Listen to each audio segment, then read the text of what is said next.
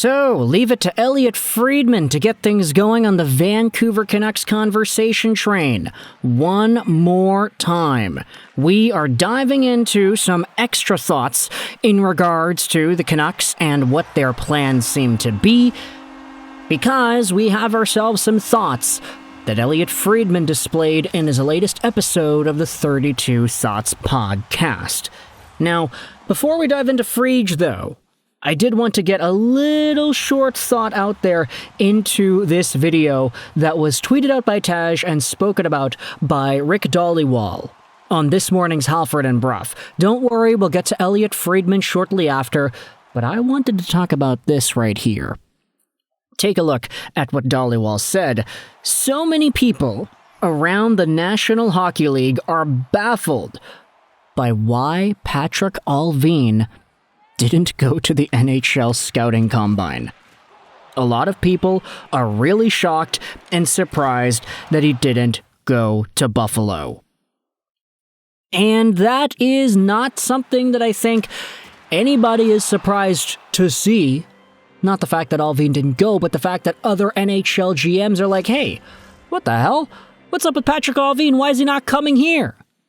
We had spoken about this last week, but whilst the NHL Scouting Combine was going on, whilst all the prospects were getting evaluated for their physical health, whilst a lot of these guys were getting interviewed and asked questions, and there was a lot of mingling going on between the GMs, they said it was a tamper fest, quote-unquote. While all that was going on, Patrik Allvin and Jim Rutherford were in Burnaby checking out potential practice facilities for the Vancouver Canucks. They were not over there in Buffalo trying to get the same mingling done with the other GMs. And so with that, Dhaliwal's like, yeah, no, other GMs were kind of surprised. They were like, wait, what? What's Allvin doing? Why is he not here?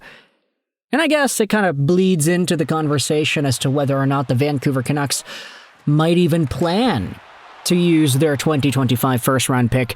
It's very likely that they don't. It's very likely that they trade it away.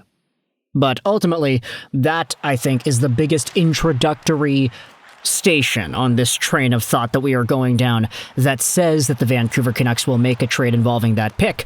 Speaking about the Canucks and trades, let's dive into what Elliotte Friedman went out there and mentioned about Vancouver on today's 32 Thoughts podcast, reacting to Game 4 of the 2025 Stanley Cup Finals. Now, big shout out over to Canucks News Summaries who went out there and summarized what it was that Friedman spoke about on the show. There are a lot of things over here, from the CBA and the rising cap to free agents to Colorado, Pittsburgh, and Jonathan Toews, but I wanted to dive into the Vancouver Canucks, because Friedge does have a number of interesting points to bring up over here. Take a look at this. In regards to Vancouver, Elias Pettersson recently came back from Sweden to meet with Adam Foote, and the Canucks took this as Pettersson having more investment in the team. They like that he did that. Secondly, the Canucks would only trade Elias Pettersson if, quote-unquote, it solves their center problem. 3. The Canucks don't want to go where the market is trending on Pius Suter's next contract. 4, they want Filip Chytil as a third-line center or a top-6 winger. And 5, the Vancouver Canucks are looking to solve their problems and not create more themselves. And I wanted to start out on that last point there. Yeah, of course, right? Of course. They want to make more problems for themselves. What are you, nuts? Of course they don't want to do that, bruh. Oh, they want to solve their problems, not make more problems for themselves. Excellent analysis there, Friedman. Okay, I can't get too snarky or rude at Elliotte Friedman. Come on, it's Elliotte. We all love Elliotte, right? Although it does go without saying, yeah, of course the Canucks want to solve their problems. They don't want to make more problems for themselves. Anyways, let's bounce back over onto some of these other points here. Vancouver. They're thinking about Elias Pettersson, and they're saying, yeah, this guy's more motivated than he was last year. This guy is having more of an investment in the team. He came back early this time. It's June. And he is in Vancouver, or at least he was in Vancouver, to meet up with Foote. We had heard Foote talk about how he, Quinn, Demko, and Petey all went to golf the other week, and that was a pretty surprising development for a lot of Canucks fans paying attention to the players on this team. So Petey, if his headspace is in the right place, he's coming back, he's facing the music, he's hearing it, he's letting that fire get into him, he's letting it burn, then that's probably the best thing that we could expect out of Elias Pettersson, right? A motivated Petey is a better Petey, and when his head is in the game, he plays so much better than when he is not. I mean, we saw an entire season of him not really playing with his head in the game, right? Meanwhile, Friedman says that the Canucks would only trade Pettersson if it solves their center problem. Yeah, it's hard to think about trading away Elias Pettersson and coming out of it with a better center core, right? You would need to get 2 caliber centers in order to make that actually work, and the Canucks are probably not in a position to bargain for that based off of what Elias Pettersson had accomplished in the most recent season's worth of play.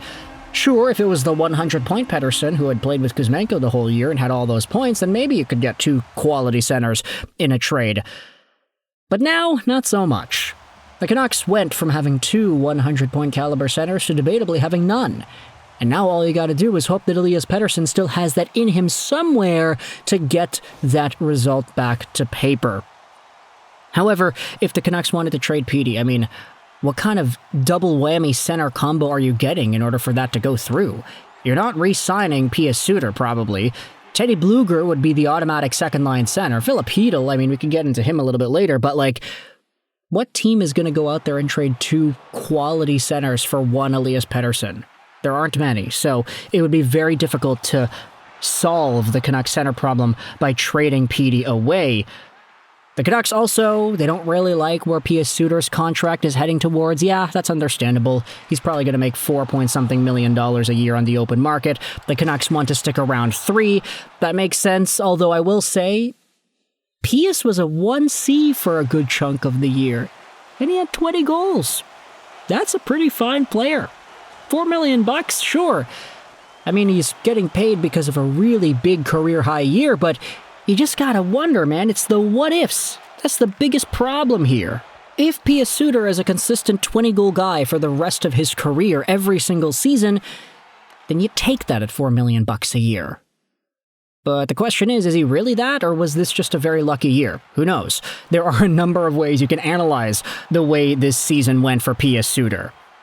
And then finally, Vancouver wanting Filip Chytil as a third-line center or a top-6 winger makes sense. If you go 3C, then you would assume you have Petey number 1, somebody else number 2, Chytil number 3, and then Teddy Blueger number 4. But if you have Chytil as a top-6 winger instead, honestly, I do think that's a little bit weaker. Your top 4 wingers would be Jake DeBrusk, Filip Chytil, who the hell else? Niels Höglander, and then somebody else, like Karamaki or somebody? I don't know. Honestly, this is kind of tough. With Brock out of the fold, do you automatically pencil in Connor Garland as a top-6 winger? I don't know, man. When I think about it like that, like, oh, can a Vancouver Canucks team with Pettersson as the number 1 center, can that team be a playoff team with Jake DeBrusk, Connor Garland, Filip Chytil as the top wingers? I don't know, man. At least a few years ago, they had Brock Besser, who was at a 40-goal year. You had Elias Lindholm, Pettersson, and Miller all down the middle doing fantastic things. In previous years, you had Kuzmenko getting 39 goals. The Canucks have had winger support over the past few seasons. Even this season, I mean, Jake DeBrusk was okay. Not spectacular, but still fine. But he's technically like the best winger on the team, right? It's him or Garland.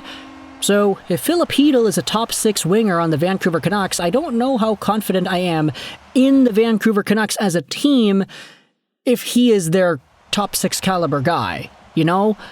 So ideally, the Canucks would probably need to get some more guys, put Chytil down on the third line, if you assume he actually plays, grab another second-line center to play behind Petey, and have that 1-2-3-4 with Blueger on the fourth. That's just kind of how I'm thinking about it, but you can let me know your thoughts in the comment section below. How do you respond, firstly, to NHL GMs wondering why Allvin wasn't at the Combine, and what are your thoughts on Elliotte Friedman's notes on Vancouver and their center situation? Let me know your thoughts in the comment section below. I hope you enjoyed this video. And bye.